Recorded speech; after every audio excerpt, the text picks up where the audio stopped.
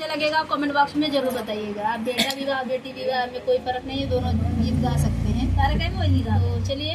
विवाह गीत लेके। राजा दशरथ जी के चार बेटा हुआ और चारों के ब्याहे गौया हरे ललनवा यार चारों के कैले बिया हरे ललनवा कई के बिया राजा घर के लावटले अरे भाई ले देवढ़िया के ठाड़रे ललनवा अरे भाई ले देवढ़िया के ठाड़रे ललनवा भीतरा से निकली है रानी कह गई अरे सुना राजा यार हमारा रे ललनवा अरे सुना राजा यार हमारा रे ललनवा राजा के तिलक भरत के लगावा अरे भेजा बन बसरे ललनवा अरे राम के भेजा बन बसरे ललनवा इतनी बचन जब सुने राजा दशरथ अरे भाई ले देवढ़िया पे ठाड़रे ललनवा अरे गाई ले देवढ़िया पे मुलझाई रे ललनवा ईसन मगन काहे मगु मोरी रानी अरे मांगियू करे जवा हमारा रे ललनवा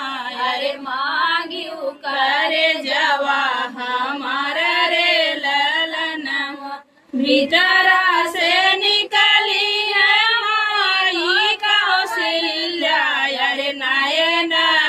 नीर ढूरई लगरे ललनवा अरे नयन नीर हमरे ललनवा जवान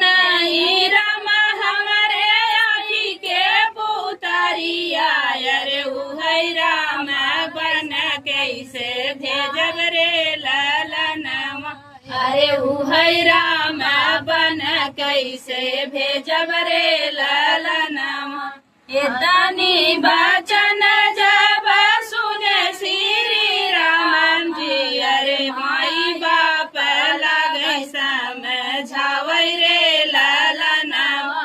अरे माई बाप लगे समझावै रे ललनवा हमारे तिलक बाबा भरत के लगावा अरे हम नो जावई बन बसरे ललनवा अरे हम तो जावई बन बसरे ललनवा इतनी बचन जब सुन सीता अरे सुना स्वामी अरज हमारा रे ललनवा अरे सुना स्वामी अरज हमारा रे ललनवा भूखिया पियसिया स्वामी तोरे संग सहबै अरे तोरे संग चलब बन बसरे ललनवा अरे तोरे संग चलब बन बसरे ललनवा आगे आगे राम चला पीछवा से लक्ष्मण अरे बीजवा में जनक दुलारी रे ललनवा अरे बीजवा में जनक दुलारी रे ललनवा माई बाप रोवाई घर के भीतरिया अरे रोवई अयोध्या के लोग रे ललनवा अरे रोवई अयोध्या के लोग रे ललनवा। तो फ्रेंड था बेटी विवाह गीत आप लोग को कैसा लगा कमेंट बॉक्स में बताना। फिर भी किसी नए गाने साथ तब तक के लिए